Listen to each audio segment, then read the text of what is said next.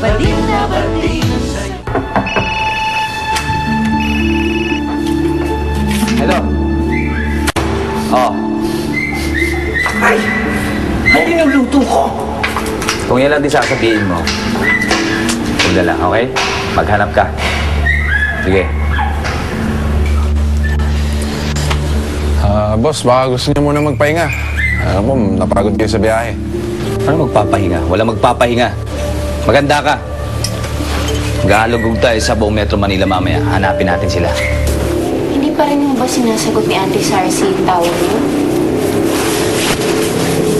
Bakit mo ba ganun? Bakit ba hindi pa kayo nagkakaayos ni Auntie Sarsi? Ay naku, wala sa akin ang problema ha, na kay Sarsi. Amo na yan, Tonet.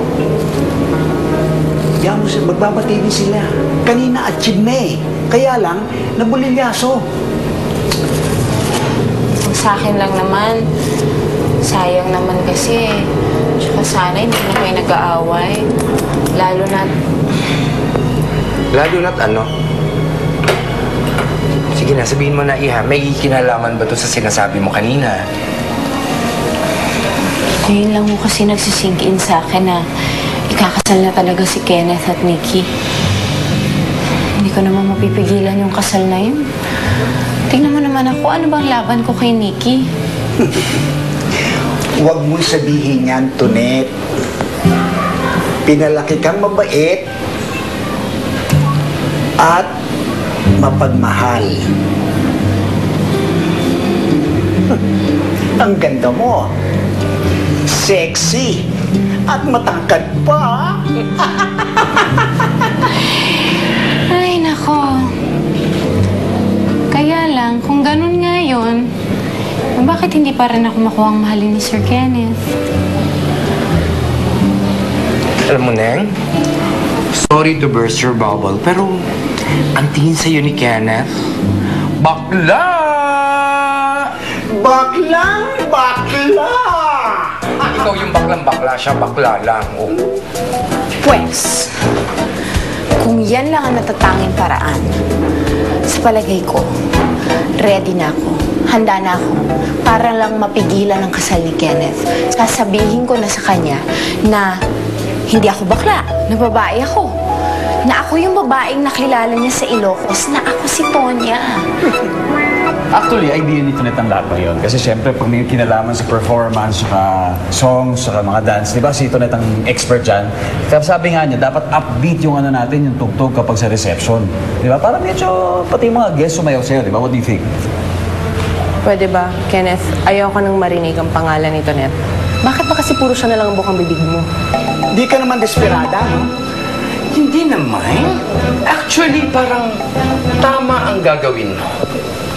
Tingin ko po kasi kapag nalaman ni Kenneth na ako si Tonya, baka magbago ang lahat. Eh, paano ka nakakasigurong iiwan ni Sir Kenneth na yan si Nikki pag nalaman ikaw si Tonya? Wala, kasi kaibigan ko siya, tsaka trabaho ko, tsaka magaling siya. Teka, nagsiselos ka ba? What if sabihin kong oo?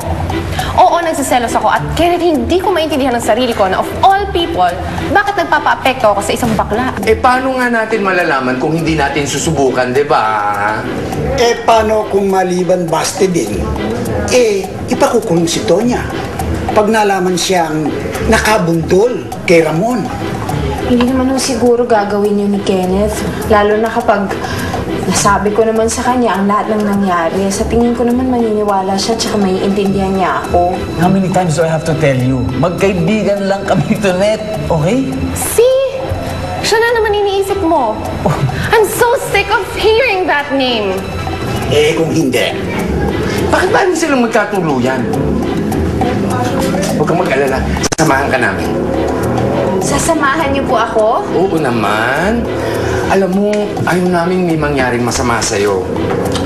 Tonya, kahit may issue kami ng Auntie Sarsi mo, hindi naman magbabago ang pagmamahal namin sa'yo, di ba?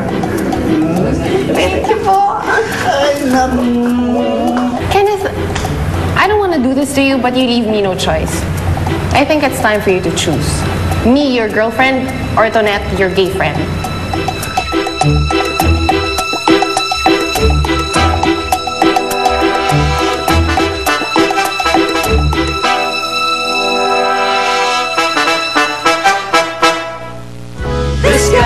is your life.